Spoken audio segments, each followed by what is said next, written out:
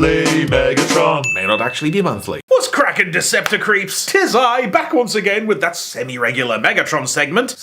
This time with a small departure from the usual binary mode paradigm. Because don't you ever look at your Transformers and think, I wish that thing couldn't do half the stuff it does. Yes, indeed, time to dunk your head into Transformers Red. That's robot-enhanced design to yours and mine. An ostensibly standalone sideline of highly posable, aesthetically driven, non-transforming action figures of top-level characters looking like they were peeled right off an animation cell, and delivering devastating dopitude from every conceivable angle, all the while lumbered with a name so semi-sensically clumsy it could only have been concocted backwards from the acronym they wanted. A backronym? Because some hack in the branding team was so set on naming it a colour. You know, try and give it that Star Wars Black Series adult collector credibility. A hackronym. A whackronym.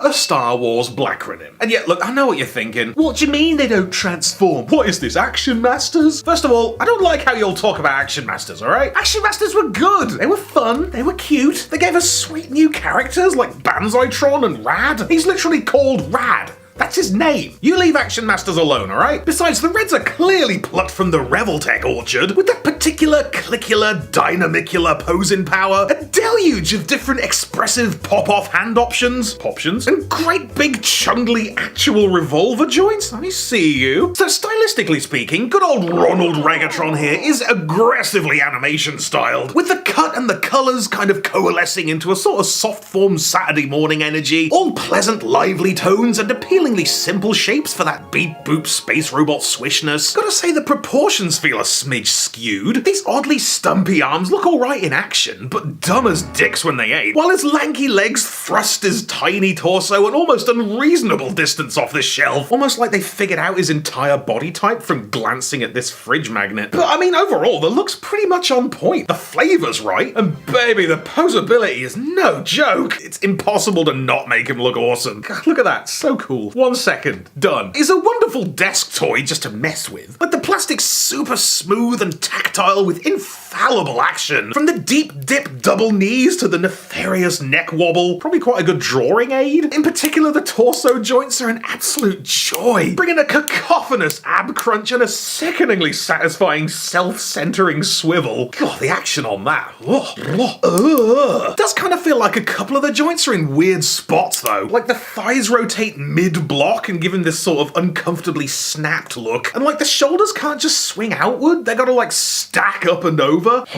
There you go, that's the look.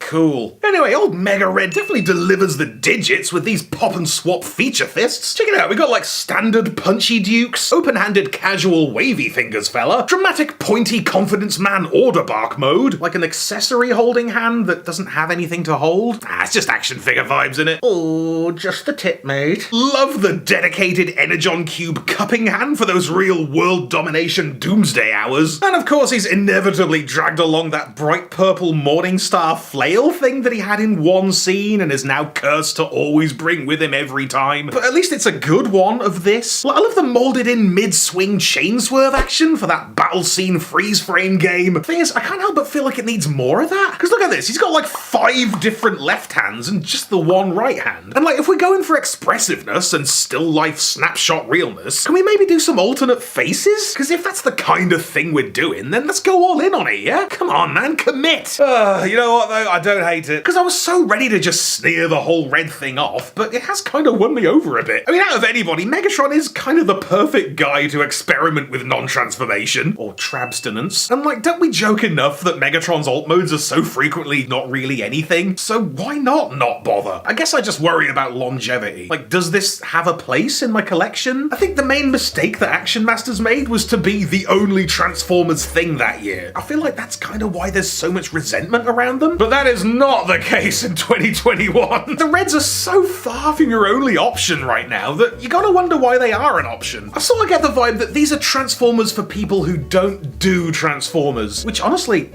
can't relate. Because I don't know if they're full-featured enough to really land with the higher-end figure arts Figma scene. So, like, are they for the Funko Pop people? We have Transformers of that. So what about, like, the whole reaction figure thing? Is it supposed to fit in with that? You know, like, display-focused novelty collectibles of characters from all kinds of pop culture spots? But isn't the banter half the point of those things? Oh, mate, I can't believe they've done a toy of the Pulp Fiction gimp. So who's gonna be blown away by an action figure of a guy based on an action figure? You what? A toy of Megatron? Wow, random. But guess what? They have those too! What are we doing here? I guess I just don't understand the niche this is trying to fill. Cause say the hypothetical layman is looking to dip a toe into Transformer world, there's better options. Especially now. It's not like we're short on posable, nice quality, relatively affordable, definitive versions of big name characters. It's practically all we got right now. We got variants and cartoon weighted decos if you're into that. Plus they transform. So I don't know. You hate to say it, but I just can't see the Reds as being fully legitimate. My brain can't help but lump him in with all the other throwaway sideshow doesn't matter gimmick trash like Stealth Force and alt modes and real talk McDonald's shit. And you know me, I hate being this guy. I don't like that I feel this way,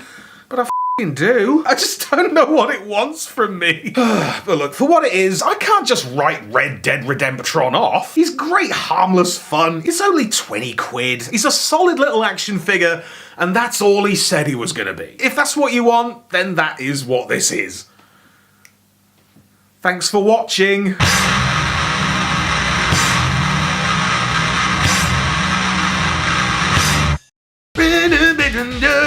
A bit of a weird one, wasn't it? Gotta do it though, right? Cheers for watching, thank you for everything you do for me, you're too kind. And a big patrony shout out this time to Casey Mangold. Always believe in your man soul. Toodles.